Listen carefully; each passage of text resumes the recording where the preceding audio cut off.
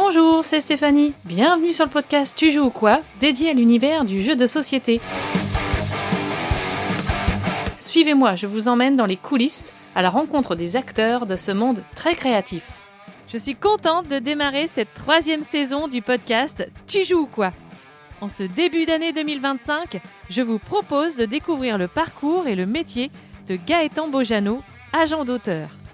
Lui-même est un créateur dont le plus gros succès est le jeu Concept, signé avec Alain Rivollet et qui a remporté l'As d'Or et le Spiel en 2014. Gaëtan Bojano est le cofondateur de l'agence Forge Next, dédiée aux auteurs de jeux, et de Instaplay, qui accompagne les éditeurs ludiques.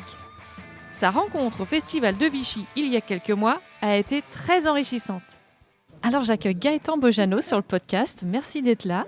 Merci pour l'invitation. Ton nom m'avait été soufflé par Tanguy Gréban de Repoprod lors de l'interview qu'on a fait ensemble. Tu verras, à la fin du podcast, je te demanderai qui tu peux me proposer pour un prochain podcast. Donc tu as 45 minutes pour réfléchir. Ah, merci, tu aurais dû le dire avant ça. On verra ça tout à l'heure. Ouais. Mais donc voilà, en tout cas Tanguy, voilà, il m'a dit ce serait bien que tu vois Gaëtan. Voilà. Nous cool. sommes là aujourd'hui merci à Vichy. lui. Et tu as renvoyé la patate chaude. Alors, comment commencer avec toi? Parce que le parcours, il est quand même déjà pas mal chargé. Avant que l'on parle de Forge Next et pourquoi on est vraiment ensemble aujourd'hui sur ton statut d'agent d'auteur, j'aimerais qu'on parle quand même de l'autorat, puisque c'est comme ça qu'on t'a connu au départ, nous, grand public, on va dire. Alors, grand public, ouais, mais en plus, même avant l'agent d'auteur, j'ai même fait d'autres trucs avant, dans le milieu du jeu. Avant d'autres auteurs? Ouais. Okay. C'est-à-dire que j'ai même fait du développement. Alors, on va passer mais en 2 secondes. Okay. J'avais monté une association, je faisais du Vassal, du développement en ligne de jeux. Un peu ce qui est devenu Tabletopia maintenant, ou tu vois, Tabletop Simulator. Et à cette époque-là, je faisais du dev de jeu avec, entre autres, Clément Milker de Ketchup, tu vois. Ok. Et c'est là-dessus qu'on a commencé à faire du Forge Next plus tard, parce qu'un des premiers jeux aussi qu'on a monté là-dessus, c'est un jeu de François Rosé qui est devenu Room 25. Okay. Donc, ouais, ça remonte à un certain nombre d'années. 16-17 ans, j'aurais tendance à dire de mémoire. Ok, donc c'était un peu... précurseur peut-être à ce moment-là par rapport aux plateformes qu'on connaît aujourd'hui? Ouais, c'était les tables de jeux virtuels de l'époque en fait. Vassal, c'est fin des années 90 jusqu'à 2010. Puis après, ça a été remplacé par... un peu par du BGA, Board Game Arena, et puis surtout après, parce qu'il y avait d'autres trucs, il y avait Yucatan aussi en ligne, enfin, on va pas faire tout un truc sur une table virtuelle, mais effectivement Tabletopia et Tabletop Simulator n'ont rien inventé en fait, c'était des trucs qui existaient déjà il y a 20 ans, sauf que c'est beaucoup plus sexy maintenant et plus facile à prendre en main. On programme peut-être beaucoup plus facilement aujourd'hui qu'il y a 15 ans aussi, ou 20 ans. Tout à fait. Ouais. Donc ton métier au départ c'était programmateur, informaticien? Ouais, j'ai travaillé dans l'informatique, je faisais la direction de projet informatique, et donc comme tout le monde en faisant la direction de projet, j'étais aussi développeur. D'accord. Alors, comment t'es tombé dans le jeu de société? Comme Obélix tombe dans le chaudron? Jeu de société, comme tout le monde, tarot, petits chevaux, début des années 80, quand j'étais tout petit, avec mes parents qui étaient joueurs, beaucoup de rami, beaucoup de tarot. Ma sœur qui a inventé une tonne de jeux pour occuper les 2 loustiques de ses frangins tout jeunes pendant qu'on allait en vacances. D'accord. Parce qu'à l'époque, on n'avait pas de tablette pour occuper les gamins à l'arrière de la voiture. Et on était deux jeunes turbulents. C'était la première fois que j'étais confronté avec des gens qui faisaient un peu de créa de jeu. Puis après, jeux modernes, c'était Full Metal Planet, pour ceux qui s'en souviennent. Dune, le tout premier, pas le nouveau, mais plutôt celui des années 80. J'ai arrêté dans les années 90, puis je suis revenu fin des années 90 dans le jeu, en achetant un jeu à Mops, ce qui était Trick Track à l'époque d'Orléans. Je suis revenu, j'ai fait une pause entre, on va dire, début des 90 et fin, et je suis revenu début des 90. D'accord. Et là, j'ai commencé à rejouer normalement, classiquement, aux jeux de société modernes. Et comment, à un moment donné, tu t'es dit, moi j'ai envie de créer des jeux aussi? En fait, le premier truc que j'ai fait, tu vois, finalement avec Vassal, où à un moment donné, j'étais à la fin de ma campagne, j'avais du manque de jeux, de manque de joueurs. Je jouais pas tous les jeux, donc j'ai commencé à démarcher des éditeurs à l'époque pour pouvoir porter leurs jeux sur Vassal, pour trouver des jeux. Et en fait, naturellement, autour de ça, c'est greffé pas mal d'auteurs. Donc c'est comme ça que j'ai rencontré entre autres Clément, mais pas que, François Rouzet et autres. Et en fait on a commencé à tester leurs jeux en ligne. Clément de Ketchup donc me dit un soir, bon, c'est bien beau Gaëtan de tester des jeux des autres, mais ça serait bien que tu t'y mettes aussi. Et on a fait ça. Puis après il y a eu les Protoludiques à l'époque sur Paris. C'est là que j'ai rencontré Alain Rivollet. Okay. Charles Chevalier également, qui sont devenus mes co-auteurs plus tard. Et c'est là que je me suis vraiment mis à faire du jeu de société en fait. Et donc Alain Rivollet, tu as signé avec lui Concept. Oui. Voilà. Et alors, c'est quoi la genèse de Concept ? Un apéro des 10 ans de Trick Track. un apéro organisé par Roberto Fraga où on a un peu abusé. On a commencé à parler d'un jeu qui était chez BioViva à l'époque. Et là, j'ai oublié le nom, où à un moment donné, il y avait un tableau avec des mots, il fallait associer les mots pour avoir des idées. On trouvait ça assez bien, mais c'était hyper limité. Ça a généré pas mal de réflexions. Je reviens des 10 ans de Trick Track. Dans la voiture, j'appelle Alain en disant bon, j'ai un concept de jeu, je sais pas si c'est tip top. Imagine la rencontre des troisième types avec des trucs de lumière et autres, mais là, ici, des images, il faudrait qu'on les associe pour essayer de faire quelque chose de cohérent et qu'on se comprenne. Voilà. Et de là, on a échangé pendant pas mal de mois. La première mouture, c'est Alain qui arrive à la concrétiser. Toute une démarche en plus très scientifique, parce qu'on n'a pas les trucs, on ne va pas dans les détails, mais tous les trucs de bonobo, les singes qui pouvaient parler avec des humains via des icônes, avec des panneaux de 300 et compagnie. On s'est inspiré des idéogrammes, tous ces trucs-là, Maya, et ça a donné une première mouture de concept qui est, je ne dirais pas assez proche de maintenant, mais il y a vraiment des éléments communs. Le nom concept est arrivé parce que c'était une blague d'Alain en disant ouais, c'est un concept de jeu, donc on va garder le nom concept. Et la blague est restée jusque-là. D'accord, mais en même temps, ça fonctionnait très bien. Ouais, c'était cool. Et la rencontre avec RepoProd, du coup, c'était... C'est surtout Alain en fait. Ok. Parce que c'était au tout début de la création de Forge Next. On faisait à Nuremberg. C'était 6 mois après... non, même pas, quasiment un an après l'anniversaire des 10 ans de Trick Track.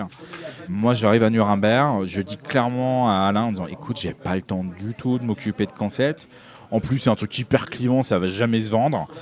Je suis Forge Next, comme quoi, hein. Je suis Forge Next. Je monte voilà, c'est ça, j'ai bien eu l'œil là-dessus. Tu sens le truc, quoi. Voilà, et je monte Forge Next, je peux pas présenter des jeux à moi, c'est pas possible. Donc, est-ce que tu peux t'en occuper ? Et en fait, Alain le présente à Repos naturellement, parce que Repos, il avait fait un jeu avec eux, c'était Robot quelque chose ou autre, je me souviens plus du tout lequel c'était. Et en fait, on avait le choix entre plusieurs éditeurs, mais c'est Alain qui fait la démarche. Et dès la fin du salon, Alain vient me voir en disant moi j'ai plein de propositions, ok, t'as qui ? Entre autres Repos, ça s'est bien passé avec eux ? Ouais, c'était génial. Ok, on signe avec eux. Ça n'a pas été voir plus loin que ça, tu vois, on n'a même pas parlé de contrat ni quoi que ce soit. C'était vraiment mon travail avec des gens cool, quoi.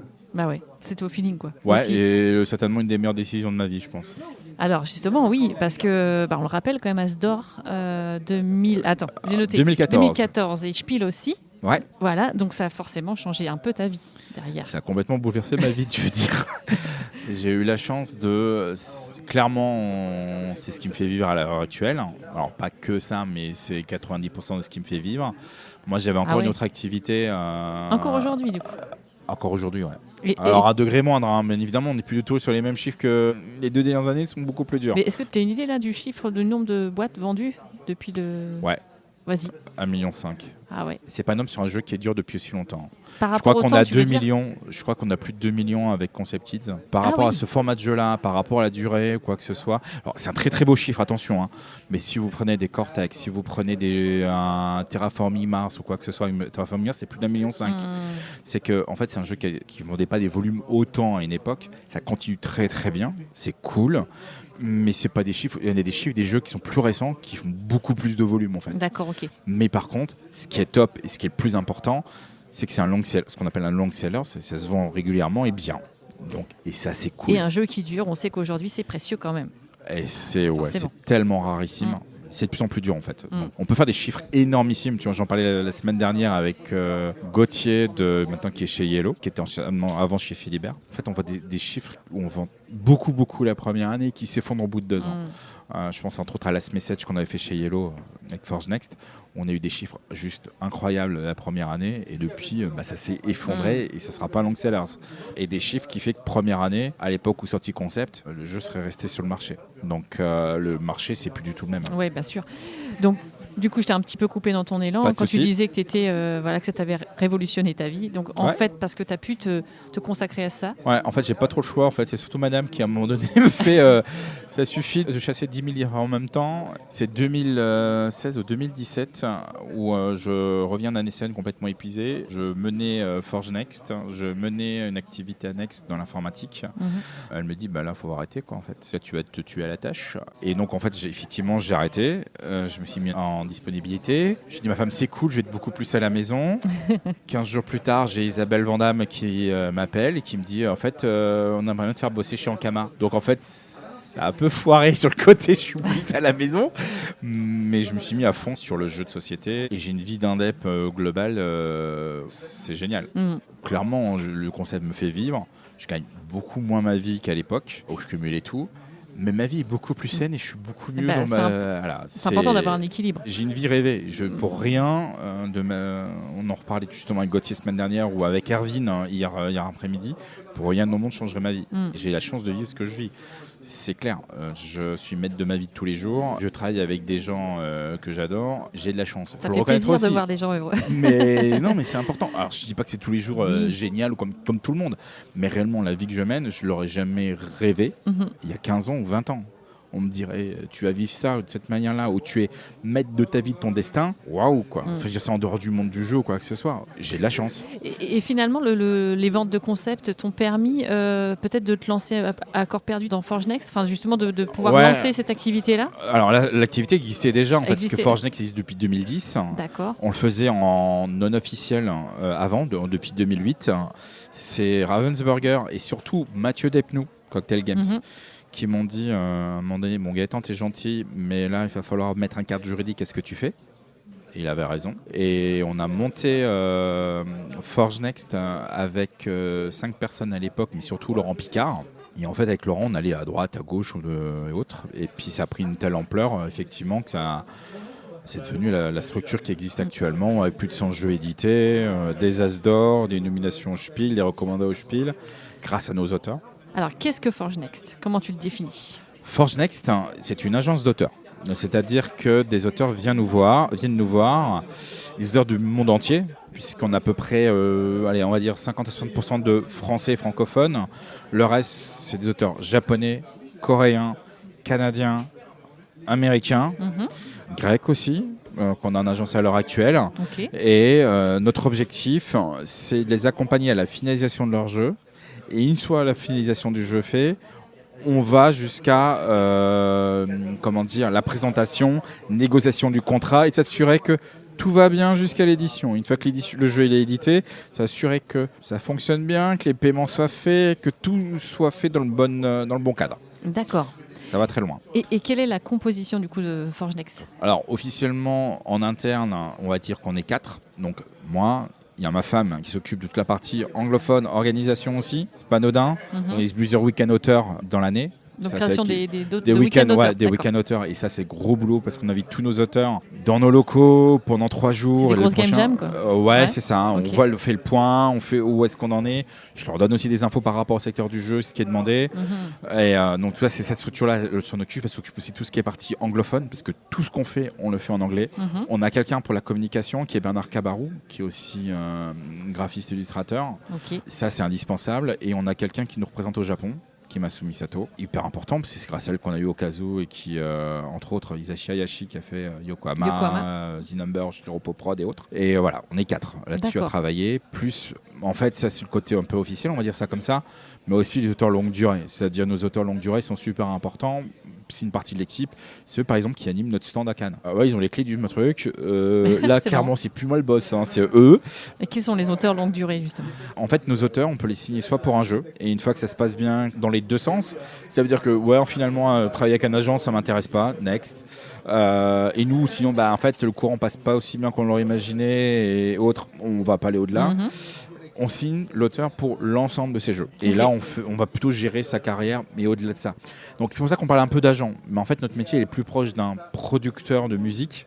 C'est un peu les discussions qu'on avait cet été, justement, avec notre partie juridique, où là, en fait, on va les accompagne à finaliser leur jeu, à faire tout ce travail-là. Et ça, c'est important, c'est primordial. Nous, notre objectif, c'est que nos auteurs aient un jeu qui arrive sur le marché, qu'ils soient contents de la manière dont ça s'est passé, qu'on ait trouvé le meilleur éditeur, ce qui ne veut pas automatiquement dire le plus gros, mais le meilleur éditeur adapté au jeu aussi, j'imagine. Exactement, et que ça se passe tel qu'ils l'entendent, tel qu'ils l'espèrent.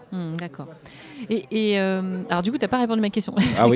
Les auteurs longue durée. On a Olivier Sipierre, auteur de Valbara, qui a fait avec moi Jekyll versus Scotland Yard. Ouais. Un super auteur en devenir, entre autres. Il n'y a pas que lui. Fabien Tanguy, Ferrering. Eric Vogel, qui vient de se faire sortir chez Dicey Cards, chez Blue Orange, auteur américain. Stephen Alexander, canadien, celui qui a fait Q-Birds. Yann Dupont, auteur de Pina Colada Ice, qui vient de sortir chez Yellow. Dominique Breton, qui est une activité un peu moins riche en ce moment, mais qui a fait Ignis à une époque chez Oran France, qui éditait chez Gigamic et autres. Et là, je vais commencer à en oublier. On a Antoine Gallet, qui vient juste de nous rejoindre, donc qui n'a pas encore édité de jeu. On a eu Laurence Grenier, qui est la co-autrice sur Fairy Ring. On a quand même pas mal de monde. On a Isashi Hayashi au Japon. Donc, la liste, elle est longue, en fait. Ouais, j'imagine. Mais là, je te parle des plus gros qui sont avec une activité très récente. Mais comment tu démarches les auteurs? C'est les auteurs qui viennent te voir, c'est toi qui vas faire du repérage, si on peut dire ça comme ça? Alors, au Japon, on fait du repérage, ça c'est sûr et certain. Ok.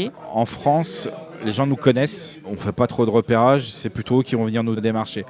Réellement, on n'a pas besoin d'avoir plus d'auteurs. À un moment donné aussi, on a une capacité limitée à encaisser aussi et à suivre. Il vaut mieux prioriser la qualité que la quantité. D'ailleurs, on a beaucoup moins de jeux au catalogue par rapport à il y a 15 ans, parce qu'en fait, on les travaille complètement autrement. On a fait évoluer notre métier aussi.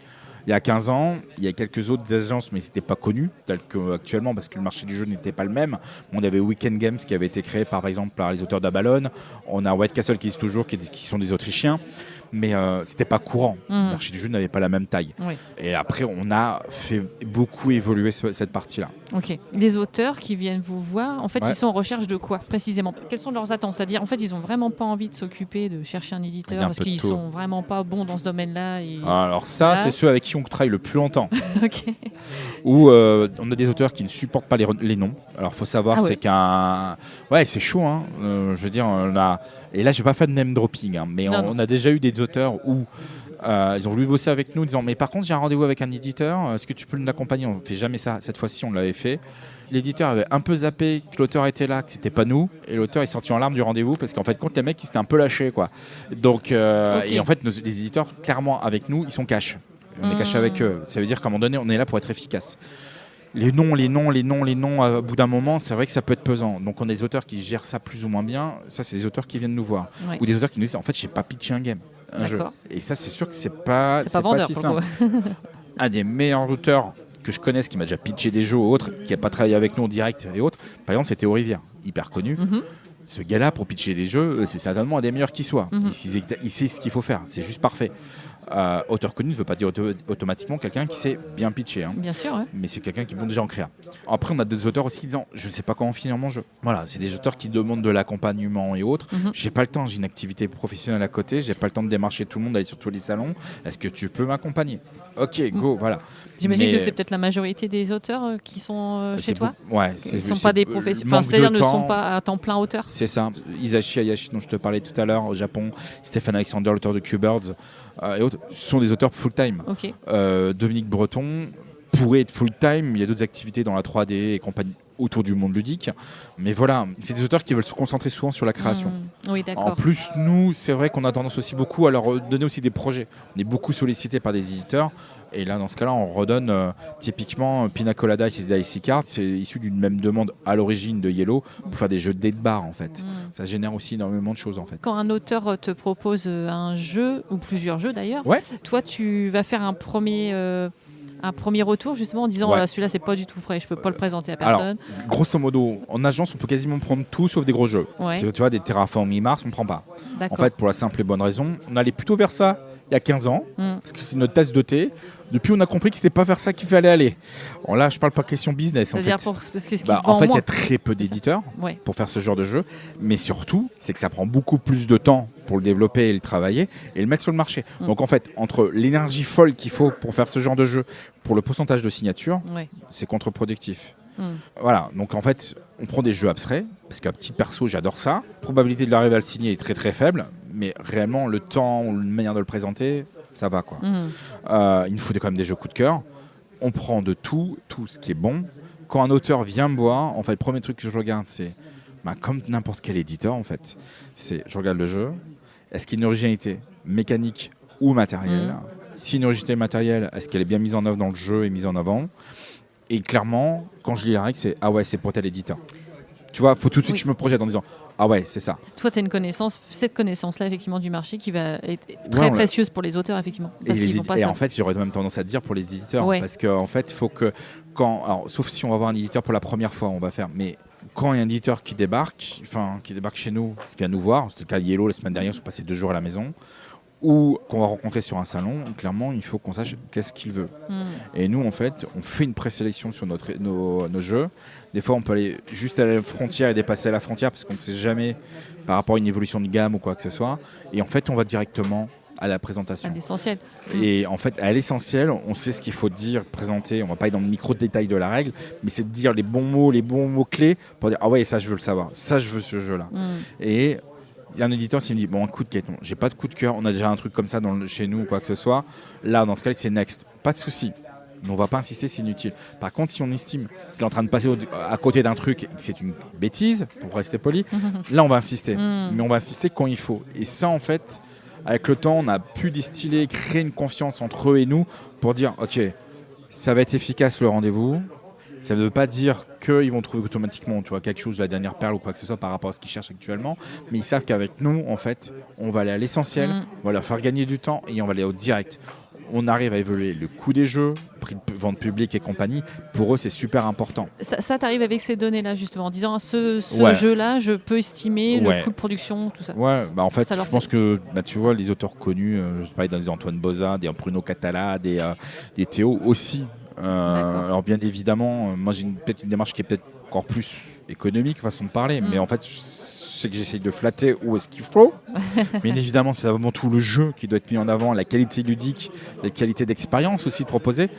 On sait à peu près combien ça va coûter. On sait si tu vas présenter un jeu qui vaut 100 € et qu'ils font pas de gamme au-delà de 20, ça sert à rien non plus. Tu vois ce que je veux dire ? Il faut que ça colle. Après. C'est des grandes lignes, mais ça ne veut pas dire que de temps en temps, il ne faut pas sortir de ça. Je vais prendre un Roberto Fraga. Roberto Fraga a toujours l'habitude de ce qu'il nous dit. C'est le dernier jeu, il sort complètement des gammes et compagnie. C'est un truc complètement foutraque, soit en termes de matériel, soit en termes de trucs. Mais en fait, on a besoin de ça aussi. Les éditeurs aussi ont besoin de ça. Bien sûr. Donc c'est super important. Et à un moment donné, c'est pas parce que à un moment donné, il faut sortir aussi des normes aussi. Oui, parce qu'il y a toujours des grandes tendances et puis par moment, il faut chercher la pépite effectivement. Parce que sinon, on va toujours sortir les mêmes jeux, on va sortir les trucs. Donc c'est arriver à trouver le bon équilibre entre les deux en fait. Et tu parlais tout à l'heure de catalogue justement, donc de catalogue de jeux pour le coup. J'imagine que tu as toute une série de jeux et d'auteurs. À combien, je sais pas, tu as un catalogue de combien de jeux et justement comment tu fais pour présenter tel ou tel acquis quoi. Tel ou tel acquis, moi déjà. On sait quel éditeur cherche quoi. Donc, en fait, quand on prépare le salon, on dit ça et ça, c'est pour tel éditeur. Tel autre rendez-vous, ça va être ça et ça et ça. En nouveaux jeux, en moyenne, on a 15 à 20 nouveaux jeux par an. Ça va du jeu abstrait, jeu enfant, party game, jeu de cartes, je différencie, jeu familial, gateway, initié. Ça fait beaucoup de catégories. Derrière, il ne faut pas 2 jeux qui s'auto-cannibalisent. Hors de question. Ça, c'est le meilleur moyen. Deux mêmes jeux pareils dans ton catalogue. Sauf si il se peut arriver des trucs. Je vais prendre un contre-exemple de ce que je viens de te dire, mais ça, les auteurs sont au courant. J'ai Yellow qui me demande des jeux de dés. Là, ce qu'on fait, c'est qu'on demande à tout le monde est-ce qu'il nous faut un jeu de dés, tel matériel, tel truc. J'ai Eric Vogel qui débarque avec Dicey Cards. Ce qui est bien, c'est de mettre d'autres jeux de dés dedans. Tout le monde est au courant. On récupère un jeu qui a 7 ans en agence. 7 ans. Ah oui, d'accord. De Yann Dupont, on le met, jeu de bingo avec des yams, tu vois, et on va chez Yellow, et Yellow prend le jeu d'il y a 7 ans. C'est fou. C'est logique. Non, le jeu avec jour de matinée, ça reste du grand public, mais en fait, à un moment donné, il y a des momentum aussi. Un jeu qui n'est peut-être pas bon maintenant, peut-être dans 4-5 ans, ça arrive. C'est pas le bon moment. C'est pas le bon moment. On a un jeu chez Milan qui s'appelle Match. C'est pareil, on l'a gardé en agence 6-7 ans. En fait, c'était pas le bon moment, jeu de joueurs. Enfin, voilà, c'était une de mes questions justement, si tu avais une longévité dans ton catalogue. Effectivement, si à un moment donné tu te dis, bon, celui-là, ça fait 10 ans que je le traîne, ça sert à rien, on le sort. En fait, ou globalement, non, tu les cumules et du coup tu vas avoir un catalogue si exponentiel. L'éditeur quitte, on a un catalogue exponentiel au bout d'un moment. Je pense que depuis le début, on doit être entre 450 et 500 jeux. Tu vois, j'ai même pas fait le calcul. Okay. Depuis le début. Sur tout ça, il y en a beaucoup qui sont hors date, c'est-à-dire qu'ils ne sont plus au goût du jour. Des sélections de début d'année qui étaient catastrophiques. Un début de vie de Forge Next. On a découvert notre métier aussi. Des jeux trop gros, des auteurs qui ne travaillent plus non plus avec nous. Mais en fait, chaque fois qu'un éditeur revient vers nous en faisant des recherches, on va regarder un peu ce qu'il y a aussi, ce qu'on avait fait dans le passé. Et s'il n'y a pas quelque chose qu'on peut retransformer, remettre au goût du jour, c'est pas toujours possible. Et par contre, un jeu nouveau, on va le présenter pendant un an à tout le monde. Un jeu, en moyenne, chez nous, est présenté entre 40 et 50 éditeurs. en moyenne. Ok. Après, ça va dépendre. Là, c'est pour les jeux famille. Pour des jeux qui sont un peu plus initiés ou autres, le nombre d'éditeurs est beaucoup plus réduit. Ça peut bien évidemment descendre. Ça va vraiment dépendre. Je pense qu'il y a une moyenne. On est à une moyenne de 28 éditeurs, je pense. Je donne ça comme ça à vue de nez. Mais... Et tu travailles sur des éditeurs pas seulement francophones ? Ah non. En France, en Allemagne, tous ces pays ont le même problème. C'est-à-dire que, enfin, selon moi, c'est-à-dire que les auteurs français travaillent avec des éditeurs français, les auteurs allemands travaillent avec des éditeurs allemands, les auteurs américains travaillent avec des éditeurs américains. Moi, je suis plutôt du genre mélange culturel, tu vois. Et je pense que c'est ce qu'il y a de mieux à faire. Parce qu'en fait, le mélange des cultures fait qu'il y a quelque chose de nouveau qui se dégage et compagnie, l'entre-soi, où d'un moment, ça se sclérose, il n'y a rien de bon. Nous, des auteurs qui viennent de partout, et on travaille avec tout le monde. Donc là, on va avoir 2 jeux qui vont sortir chez Hasbro, par exemple, on travaille avec des gros. On a eu un jeu qui est sorti chez Mattel l'année dernière, mais on a travaillé avec Captain Games, là, Duck and Cover. Bon, d'accord, c'est un jeune, mais l'éditeur, mais en fait, c'est un vieux, puisque c'est ancienne Repoprod. Bah, c'est un des 2 anciennes Repoprod. La taille des éditeurs n'a pas d'impact, tu vois. Là, on a discuté avec Acacia Édition, la nouvelle maison d'édition de Hanouk, qui vient d'Asmodée, et Dorine oui. qui vient aussi d'Asmodée par avant. Nous, peu importe. En fait, c'est juste trouver le bon éditeur au bon jeu et avec les bonnes personnes. Le côté humain est super important. Il faut que ce soit bien vécu. Quand il y a des gens bien câblés comme l'équipe d'Acacia, pourquoi on ne va pas travailler avec eux ? C'est débile de ne pas travailler avec eux. C'est juste trouver le bon projet. Tu vois, on discutait avec Locomuse ce matin, micro-éditeur québécois et autres qui sont intéressés par un de nos jeux qui nous ont contactés. Et ce matin, ce qu'on a fait, c'est en fait, t'es qui ? Et voilà, et c'était cool. Aussi, et le moment était super sympa. Mais voilà, il faut juste arriver à un petit éditeur maintenant, sera peut-être très très gros plus tard. Je vais prendre par exemple le nouveau directeur de Plan B. C'est quelqu'un que j'ai connu qui faisait de la trad chez Philosophia ou lors d'un test il y a 15 ans. C'est devenu un de mes meilleurs potes, enfin un très bon pote. Enfin, voilà, on ne sait jamais ce qui peut arriver dans l'avenir et qui fait quoi ou autre. Tout à fait. Donc nous on travaille avec tout le monde en fait. Et donc une fois que tu as placé, c'est peut-être pas très joli comme mot, mais c'est ça. trouver un éditeur pour un jeu, ton rôle continue sur la négociation de contrat, ce genre de choses. On négocie le contrat. Les contrats sont signés tripartite, c'est-à-dire ils sont signés par l'éditeur, l'auteur et l'agent. Comme ça il n'y a rien de caché, tout est visible. Et on continue là-dessus, parce qu'on a des clauses, on demande plus. Alors j'allais te demander comment tu te rémunères forcément. Nous grosso modo, notre mode de fonctionnement, c'est qu'on prend un pourcentage sur les droits d'auteur. Donc nous, on négocie une plus grosse enveloppe pour compenser au minimum cette perte entre guillemets par rapport à l'auteur. On ne demande rien de plus en fait par rapport à ça. Nous, on est payé qu'à partir du moment où on trouve un éditeur. Si on ne trouve pas d'éditeur, on n'est pas payé. L'auteur, ça lui revient zéro. Oui, d'accord. L'auteur, il n'y a pas de droit d'entrée en fait. Hors de question. Ok. Je pensais qu'il y avait aussi une espèce de contrat signé sur on essaye pendant 6 mois ensemble. Et puis, on a un contrat signé entre l'auteur et nous, c'est logique, puisqu'on on a les droits de représentation. Nos contrats durent 2 ans sur la partie d'un jeu.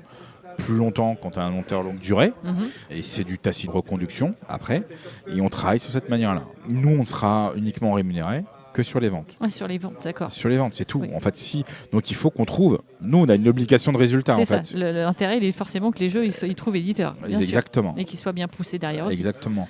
On s'occupe donc de la négociation de contrat. Nous, on s'occupe aussi des envois de prototypes. La Poste m'adore. Je suis très bien travaillé. On avait calculé une année. Je pense en moyenne, on va avoir 20 mètres cubes de proto par an. Ah oui, quand même. Ça fait beaucoup. On optimise les espaces dans les protos. En fait, on s'occupe de tout ce qui est envoi, on s'occupe de la négociation, on s'occupe aussi d'une bonne partie de la production des prototypes. Parce qu'on a le matériel, tout ce qu'il faut avec. Alors on demande de l'aide à certains auteurs, mais après des fois, quand les auteurs sont nord-américains, c'est un peu hors de prix. Donc c'est pour eux, donc on se débrouille autrement. Nous, il faut qu'on soit réactif aussi à ce niveau-là. Sauf un cas, je ne ferai pas de name dropping, on a eu un éditeur qui me dit mais tu mets du temps à nous envoyer les protos. Ouais, en fait, tu vas vite comprendre qu'en fait, plus tu mets du temps à nous répondre sur le truc, plus je vais mettre du temps à t'envoyer les protos, en fait, façon de parler. C'est-à-dire que tu vas avoir les protos très vite, pouvoir répondre avant les autres. Ok, certes, mais réponds-nous vite en fait. Nous, on ne fait pas d'enchères. Il est hors de question qu'à un moment donné, il y a un éditeur qui débarque. Je vais prendre l'exemple de Duck and Cover. Le jeu, on l'avait à Cannes. On a dit à tout le monde, alors c'est simple, ce jeu-là, tout le monde le veut. Donc, les pourcentages, c'est tant et tant. C'est non négociable. Montrez-nous, et là, c'est la première fois qu'on fait ça, c'est quoi votre plan marketing pour le jeu ? Quelle énergie vous allez mettre dessus ? Et on a refusé des éditeurs, je ne dirais pas qui, et des gros, pour travailler avec Captain Games. Qui disent, en fait, on va faire que ça. Et c'est ce qu'ils ont fait. Ils ont fait que ça depuis le marketing de malade qu'ils ont. Voilà. Et parce qu'en fait, on pense que, j'ai peut-être tort, mais Duck and Cover, le jeu est très bien, je suis fan, ça c'est sûr. Mais c'est un jeu qui peut faire un énorme flop, comme en fait marcher. Mais ça va marcher beaucoup sur la com marketing, surtout à l'heure actuelle. En fait, si un éditeur me dit, même un gros, me dit en fait, on va le sortir, puis on verra bien comment ça va fonctionner.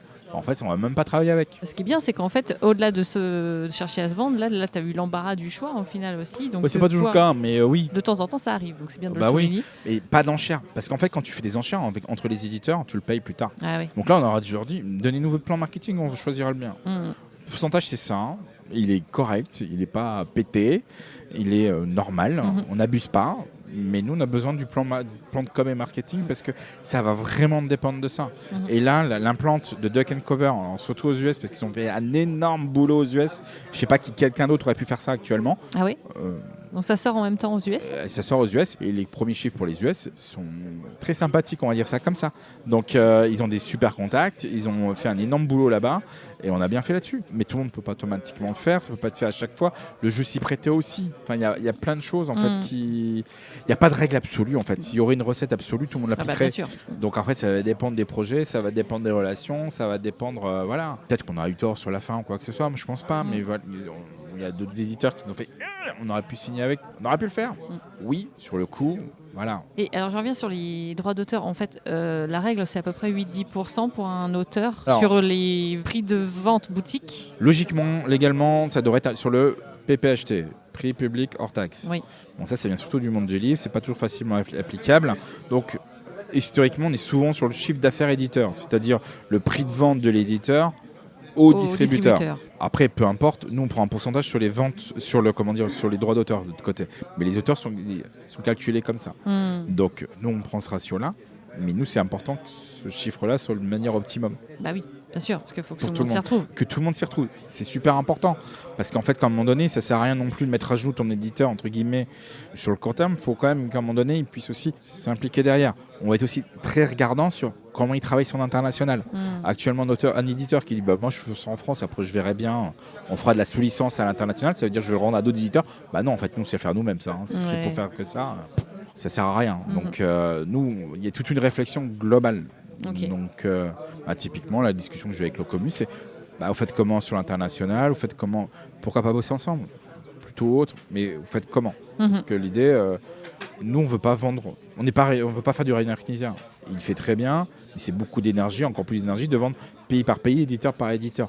Nous, c'est pas notre truc. Surtout sur un nouveau jeu, où à un moment donné, l'éditeur va mettre beaucoup d'énergie, comme Captain Games là.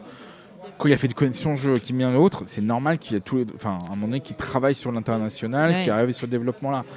Actuellement, un jeu, ça coûte beaucoup à mettre sur le marché, encore plus maintenant qu'avant, parce que le marketing et la com est encore plus important. Bien sûr, ça a pris de l'ampleur, on voit bien partout. Exactement, donc il faut sortir du lot d'une manière ou d'une autre, et la com et le marketing en fait partie. Et c'est pour effectivement un budget de plus en plus conséquent. Exactement. Et est-ce que dans les contrats, il y a des négociations de paliers, par exemple de vente, en se disant alors si ça dépasse tant de ventes... Ça va dépendre du pourcentage qu'on a initialement. Ok. Parce que c'est vrai que ça peut être renégocié. Oui, ça peut être ça aussi. On en a sur Captain Games. Ok. Mais ça dépend de plein de choses en fait. Il y a pas de. En fait, un contrat, une des erreurs, c'est de croire que ça se joue que sur le pourcentage. Il y a l'avance aussi. Oui. Bon, en fait, un truc tout bête, si tu fais 500 € d'avance, on n'y va même pas, nous. Parce qu'en fait, à un moment donné, l'éditeur, il peut le mettre sur le côté, il ne pas faire ton jeu, il est bloqué pendant 2-3 ans. Donc, à un moment donné, il faut qu'il soit aussi motivé pour le sortir, son jeu. Donc, il y a des trucs comme ça, des effets de bord. Pas de sous-licence, après les marchés, c'est quand est-ce que tu récupères les droits. Si le jeu n'est pas dispo sur tel et tel pays, est-ce que tu récupères pas les droits, les fins de contrat. Enfin, il y a énormément de choses. Pas mal de choses à voir. Board Game Arena. Ouais. Ah oui, c'est vrai. Mais aussi, parce que c'est aussi. Comment on se fait payer sur Board Game Arena, justement? On peut se faire payer, justement. Il y a des moyens que l'éditeur reçoive de l'argent, donc on va recevoir un pourcentage de cette partie-là. Un contrat, c'est pas qu'un simplement un niveau de royauté. C'est un ensemble de choses, puis tout ce qui est connexe, en fait. Et ça, c'est super important. Il y a des seuils minimums, bien évidemment, en royauté, je te dis pas le contraire, mais à un moment donné, faut pas s'arrêter jusqu'à ça. Ok.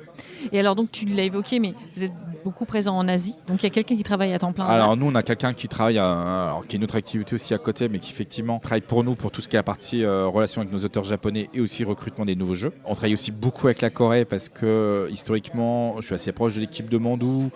On a accompagné aussi la création des auteurs de l'association des auteurs de coréens quand ça s'est créé là-bas.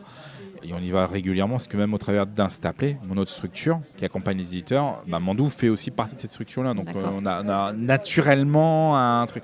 Je vais prendre Last Message qu'on a fait, ces auteurs coréens. J'ai rien fait du tout. Hein. C'est Mandou un jour qui est venu me dire ça c'est super bien, Gaëtan, tu peux pas le prendre en agence? Ok, go. Donc voilà, on est parti là-dessus, le jeu était bien, on l'a vendu chez Yellow. Les sources peuvent venir de pas mal d'endroits. Il y a toujours eu un peu une relation Corée et France qui s'est fait au travers, à l'époque de Mathieu Despnous, qui s'était rapproché d'Happy Baobab. En fait, la relation France-Corée est très très forte. En fait, il y a Yann Parovel qui continue à travailler pour Happy Baobab. Nous, on est assez proche de Mandou. Il y a un auteur qui est Yohan Go, coréen, qui est, on va dire, maintenant devenu quasiment franco-coréen parce qu'il passe tellement de temps ici. Il parle bien français. Voilà, enfin, il y a des liens naturels qui se sont créés à fur et à mesure avec les années. Ok. Et alors, donc, tu en as évoqué quelques-uns, mais quels sont les jeux estampillés Forge Next? Donc, parce qu'il y a le logo Forge Next sur les boîtes. Sur le dos des boîtes. Sur le dos des boîtes. Ferry Ring chez Repos Productions, donc Dicey Cards chez Blue Orange, Pina Coladas qui vient de sortir chez Yellow. On a un jeu qui sort chez, je ne dirais pas le nom ni le nom d'auteur parce que je ne devrais pas avoir le droit. On a un jeu chez Hansi Gluck qui sort dans un an et qui sort complètement de ce que fait Hansi Gluck habituellement. Je suis assez content du coup. Normalement, on n'aurait jamais dû présenter ce jeu-là, justement. On parlait des jeux extrêmes, où en disant, en fait, ce jeu-là, on ne sort pas chez Hansi Gluck. C'est pas pour eux.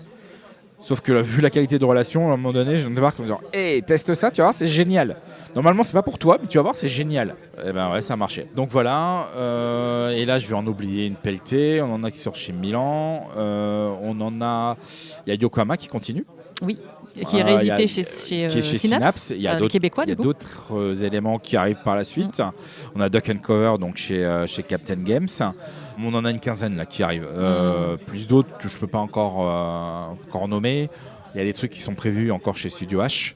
On en a un chez Mandou aussi, de Hisashi Hayashi, qui s'appelle Giraffe Raf, qui est dispo sur BGA aussi maintenant. D'accord. Il y a pas mal de choses, quoi. Ok. Et là, j'en ai oublié plein, je vais me faire tuer. Vous suivrez la page Facebook de Forge Next pour savoir. Voilà. C'est ça. En moyenne, donc toi et ton équipe, vous signez combien de jeux dans l'année ? J'en sais rien du tout. Bonne question. Je pense qu'en fait, si tu reprends tout à l'heure, on est entre 15 et 20. Mais en fait, il y a beaucoup de jeux d'auteurs longue durée. Et puis il y a beaucoup de jeux qui sont issus de réflexions.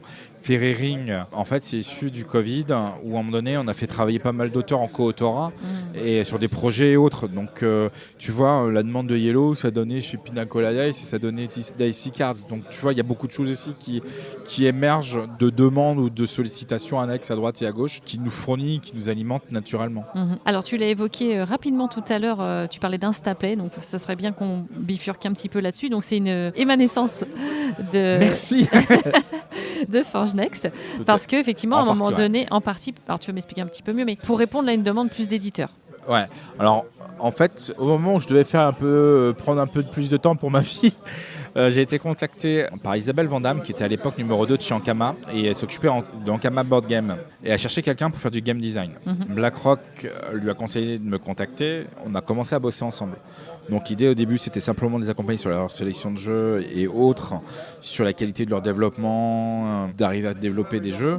On a été jusqu'à faire donc Arceus, on a fait Draftosaurus sur demande et autres. Et le courant est super bien passé avec Isa à l'époque. À un moment donné, c'était bien, mais j'ai passé la moitié de mon temps chez Ankama. Donc, et moi, mon bébé, c'était Forge Next.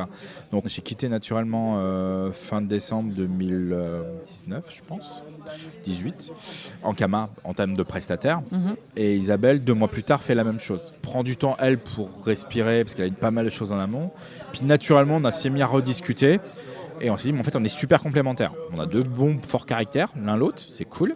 Mais elle a une vision vraiment très commerciale, la production des jeux et autres, qui correspondent à beaucoup de demandes que j'avais, sur lesquelles je ne voulais pas du tout me pencher. Et il y a beaucoup de services d'éditeurs. On s'est dit, mais en fait, ça serait très bien qu'on bosse ensemble, en fait. Et donc, on a monté Instaplay. Donc, tout ce qui était un peu service d'éditeur, d'accompagnement, tu vois, dans le game design, dans tout ça, c'est sorti.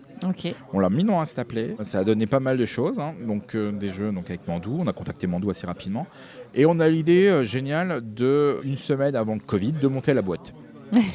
Donc on revenait juste des États-Unis, on avait vu Hasbro et Speedmaster et tout ce qui suit pour pouvoir faire ça. On atterrit, lockdown, ok, pire beau moment. Donc on a monté Instaplay et maintenant on s'occupe d'éditeurs coréens, nord-américains, français, comme kiff. Et nous, le but, c'est de découvrir des nouvelles pépites et les accompagner sur leur développement international. Trouver des nouveaux distributeurs, de trouver les outils de communication et tout ce qui suit. Donc ça va être du conseil c'est du conseil, mais aussi faire certaines prestations directes. On peut délivrer des jeux complètement finis. Tu vois, par exemple, Valbara, qui est un jeu Forge Next, à un moment donné, ce serait bien que vous me livrez clé en main, comme on avait fait pour Oriflamme en fait. D'accord. Oriflamme, on l'a livré clé en main. Ah oui. Allez-y, fichier de production, go. Et maintenant, c'est Instaplay qui s'en occupe. Au début, on a commencé à le faire chez Forge Next, typiquement, naturellement, go, on le met chez, chez Insta. On peut te missionner sur une partie ou tout le projet, quoi. Ouais, tout à fait. Ah ouais, ok. Mais le cœur d'activité, réellement, à l'heure actuelle, ce qui nous fait vivre, clairement, c'est le développement international en termes commerciaux. C'est l'activité des DISA. Et après, on peut aussi s'occuper de la communication. Typiquement, on s'occupe de la communication de Mandou France. Okay. Et ça, on le fait avec Tatiana de Girl.game, en fait, qui travaille pour nous aussi pas mal de temps là-dessus. On s'occupe de la présence salon à Essonne de nos éditeurs. Tu vois, Toumanta qui lance stickers avec nous à l'international. L'espace démo est complètement alloué à Toumanta à Essonne cette année. Donc là, en fait, on monte le stand pour eux, on amène tout le matos et allez-y, go, faites des démos de vos jeux. C'est ce qu'on fait à Cannes aussi. À Cannes, on a un stand Mandou, c'est nous qui le gérons. On fait tout de A à Z, bien évidemment, avec eux, mais c'est nous qui préparons l'ensemble et gérons tout ça. Ça, on fait aussi. Okay. Et là, vous êtes assez que deux pour faire tout ça? Ouais, et puis en plus, on est bien encadré. On a des prestataires de services aussi qui travaillent avec nous, avec des gens qu'on travaille depuis le début. On travaille avec des gens avec qui on a envie de bosser. On a envie de, voilà, ça c'est être super. En confiance. En fait, de confiance. Le point commun entre Forge Next et Instaplay, c'est qu'on voit la même chose avec Isa. C'est on ne travaille avec des gens avec qui on a envie de bosser dans les deux sens. Eux, ils ont envie de bosser avec nous et nous avec eux. Instaplay ne va gagner que de l'argent sur la partie de nos ventes. Tu vois, tout ce qu'on fait sur les salons et autres, en fait on refacture les coûts, simplement l'éditeur, mais on prend pas de gratte là-dessus, c'est vraiment l'accompagnement qu'on fait. D'accord. Et puis go quoi en fait, c'est parce qu'en fait on va y gagner. Tout mon tas quand ils vont présenter leur jeu stickers sur l'international, nous c'est nous qui le vendons. Tout intérêt c'est qu'ils montent leur jeu, que ça se passe bien à Essen, qu'il y a du buzz, et nous on va pouvoir le vendre derrière encore mieux. Bien tu sûr. vois, c'est oui, du c'est un cercle gagnant-gagnant. Vertueux quoi. C'est exactement ça, c'est du gagnant-gagnant et en bonne intelligence. Ok, et avec tout ça, tu as encore du temps pour faire de l'autorap? Non. Parce que je vois que tu as quand même été sur le projet de Jekyll et Jekyll. Attends, j'arrive pas parce qu'il y en a plusieurs. Jekyll et Hyde versus Scotland Yard. C'est bien long, je l'appelle Scotland Yard moi, mais. Merci. Donc chez Mandou Game, justement, tu l'as évoqué tout à l'heure. Ouais. Et comment tu t'es retrouvé sur ce projet en fait? En fait, c'est un jeu Mandou à la base. Ouais. D'accord. Nous on se dit c'est bon, là avec Instaplay, il en faut d'autres. Donc moi naturellement, je vais plutôt aller deux cas. Soit on va aller chercher des auteurs très connus, style Théo Rivière, Maxime Rambourg, et on leur dit faites-moi un jeu de joueurs asymétrique qui correspond à ça et ça. Et puis ils viennent avec Dracula et on va voir Mandou en disant bon ça faut le signer. Ok, d'accord. Voilà, ça c'est nous. Ou tu as le deuxième truc en disant ça serait bien de décliner. Là j'ai des idées en tête. J'appelle un ami, façon de parler, j'appelle donc Olivier Silbert qui je dis bon. Ah, Olivier, c'est toi Jean-Pierre en fait. Voilà, c'est ça. Et là en fait j'appelle Olivier, je fais bon, il faut un jeu là, on a un truc. Ça serait bien, il faut développer un truc. Et en fait, Olivier le développe, après il fait la première base, puis on continue, on le fait ensemble. Moi, réellement, mon côté créa, j'ai pas besoin d'avoir mon nom. D'ailleurs, mon nom n'est pas sur la boîte de Jekyll parce que moi, je m'en carre. Moi, ce qui est important, c'est qu'Olivier soit mis en avant. Moi, je suis pas un auteur, je suis un co-auteur. C'est souvent ce que je dis depuis des années. Je veux faire un jeu tout seul. J'ai beaucoup de respect pour les gens qui le font. J'en suis incapable. Typiquement, là, il y a deux idées. Je suis en train de faire un autre jeu avec Olivier, mais Olivier qui m'appelle de la fin de l'été. Je pars en vacances, j'ai pas d'idée pour le moment. T'as des trucs. Ah ouais, alors attends, j'ai un truc qui traîne dans ma tête, je sais pas quoi en foutre. Donc go, vas-y. Et là, on va le faire ensemble. Mais je sais pas ce que ça va donner à l'avenir. Et je passe aussi beaucoup de temps à tester, accompagner au développement des jeux de nos auteurs en agence. Donc en fait, j'ai pas besoin de créer par moi-même. Si j'ai des idées, je les file à mes auteurs. T'as pas besoin de cette casquette supplémentaire. Non. En fait, t'as plus un rôle de développeur là pour le coup. Ouais, ça va un peu plus que ça. Mais ouais, c'est cette partie créative, je la mets avec mes auteurs.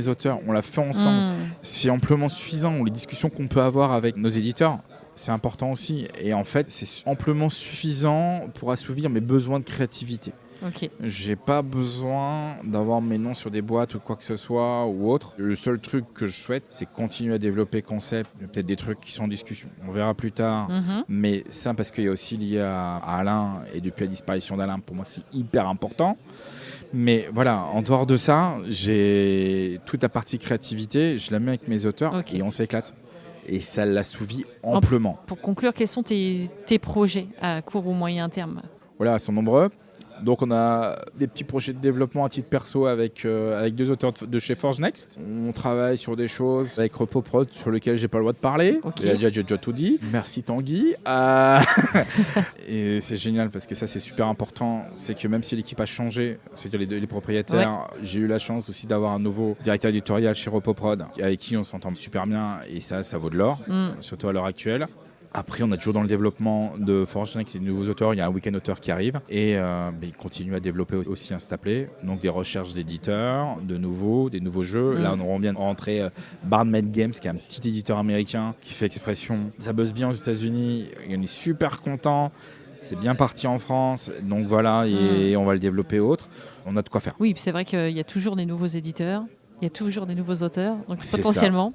Voilà, il faut juste trouver les bons duos, les bonnes équipes. Tu fais pas d'agent d'illustrateur ou illustratrice?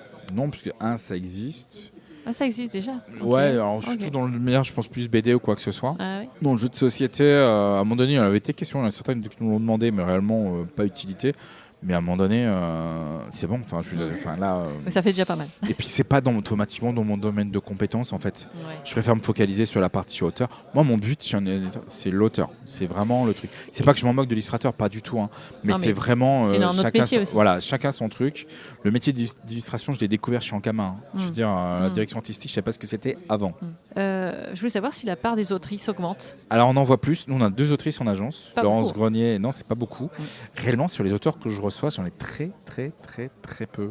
Après, j'en vois plus de manière générale quand même, mais ça vient aussi, je pense, avec les joueurs et les joueuses. Tout simplement, je pense qu'il y a 15-20 ans, autour des tables, il y avait beaucoup plus de poilus et il était vraiment très mec.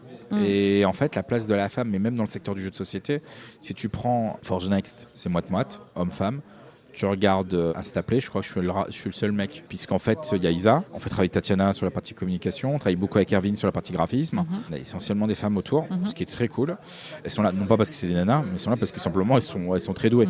Donc, mais on sait que dans les métiers communication, graphisme, illustratrice, justement. Mais commercialisation, mais Isa, elle est à la tête d'Instaplay. Ah ouais, mais c'est très bien. Elle est à la tête d'Instaplay, non pas parce que c'est la nana de l'équipe, elle est à la tête d'Instaplay, parce qu'en termes de gestion de société, il n'y a pas photo entre elle et moi. donc voilà, c'est de la compétence. On a toujours des femmes compétentes dans le milieu. Je pense à Mathilde, qui était avant chez Gigami, qui est maintenant chez Helvétique, et je suis super contente de l'avoir revenir dans le secteur du jeu. Mathilde Sprit. D'accord. Ça, c'est génial, mais les femmes sont beaucoup plus présentes qu'avant. Et je pense aussi que ça vient avec l'ouverture du jeu de société. Et naturellement, plus tu auras de femmes qui joueront au jeu, plus elles auront envie de créer, plus on les verra, en fait, tout simplement. Et c'est super important qu'elles soient là aussi. Là, elles sont légitimes. Enfin, je veux dire, mais se sentir légitime. Ah ouais, c'est mais ça, à un moment donné... Bien sûr qu'elles sont légitimes, mais il faut se sentir légitime. C'est ça, mais à un moment donné, je pense que le milieu du jeu, de toute façon, on voit des femmes partout, et pas qu'à la com. À un moment, c'est bien de dire la com, mais il faut arrêter de ségrégationner un peu n'importe quelle personne, genre ou quoi que ce soit le métier. Donc ça, c'est super important. De toute façon, on le voit de plus en plus. Tu vois à Vichy, tu vois partout, et ça changera encore. Enfin, tu vois la femme de Théo, Elodie aussi, tu vois, c'est naturellement et autres. Ça se vient de plus en plus. Okay. Mais c'est très bien et c'est important que ça continue et il faut surtout que ça vienne naturellement. Pour moi, c'est plus important que ça vienne naturellement que forcé. Je suis d'accord. Parce qu'en fait, compte qu'à petit moment que ça vienne naturellement pour leurs compétences, ça justifie.